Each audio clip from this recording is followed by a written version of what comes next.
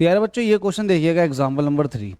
इससे पहले example number 1 example number 2 दोनों सॉल्व करा दिए, प्लेलिस्ट में दोनों क्वेश्चन है, जाकर के देखें। देखो आपका एग्जाम है, एग्जाम आपके सर पे खड़ा है। जब तक आपके अंदर एनर्जी नहीं होगी पढ़ने की पढ़ाने की, जब तक आप कुछ नहीं कर सकते। आपको बहुत ज्यादा हाई लेवल की मेहनत करनी है, क्योंकि आपके पास 2 महीने बचे हुए।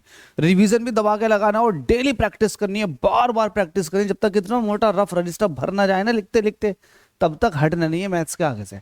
इस क्वेश्चन को देखिएगा, क्वेश्चन आपसे क्या कह रहा है, एग्जाम्पल नंबर 3 कह रहा if tan a plus B is equal to √3।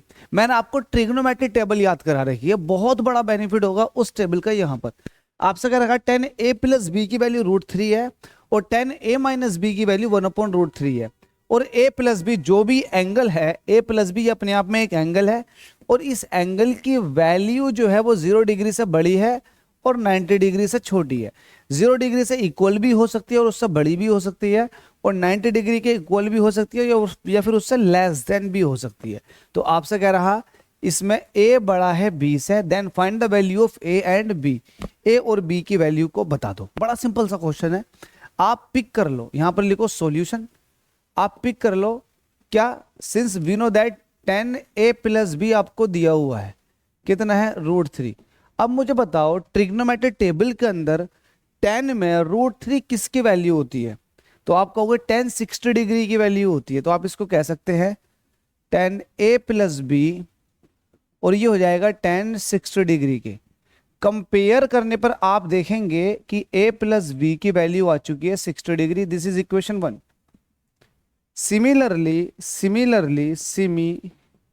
Similarly आपके पास क्या दिया हुआ है, tan a माइनस बी, और tan a माइनस बी की वैल्यू दे रखी है आपको 1/√3।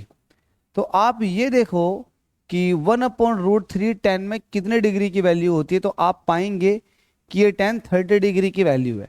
कंपेयर करो tan से tan, और a माइनस बी मतलब tan के आगे ये एंगल है और tan के आगे ये एंगल है, तो इसको मतलब कंपेयर करने पर a माइनस बी जो है वो 30 डिग्री के बराबर हो जाएगा। This is equation second. आप इन दोनों इक्वेशनों को ले सॉल्व कर लो answer from equation first and second. जब आप पहली और दूसरी को ले लेते हो तो आप दूसरी वाली को पहले लिख लो, a minus B is equal to 30, और वहीं a plus B is equal to आ जाएगा 60। ये हो जाएगा सेकंड, ये हो जाएगा फर्स्ट।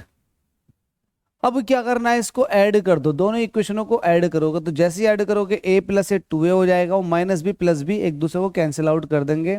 60 प्लस 30 ये हो गया 90, तो यहां से 2 से 90 को डिवाइड करोगे तो a इज इक्वल टू आ जाएगा 45 डिग्री।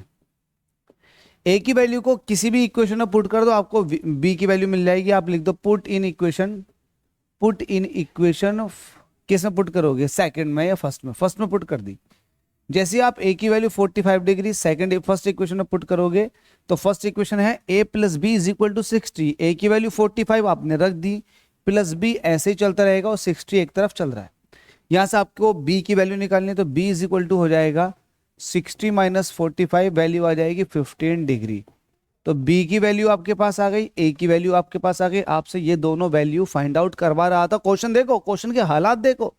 सीबीएसई ने इसको 2020 में पूछा, 12, 11, 10 और एनसीईआरटी के अंदर ये क्वेश्चन गिवन है। तो कितना इंपॉर्टेंट रोल प्ले करेगा आपके बोर्ड एग्जामिनेशन के लिए, ये आपको खुद को भी पता है। चलिएगा अगले क्वेश्चन में मुलाकात करते हैं, तब तक के लिए बाय बाय।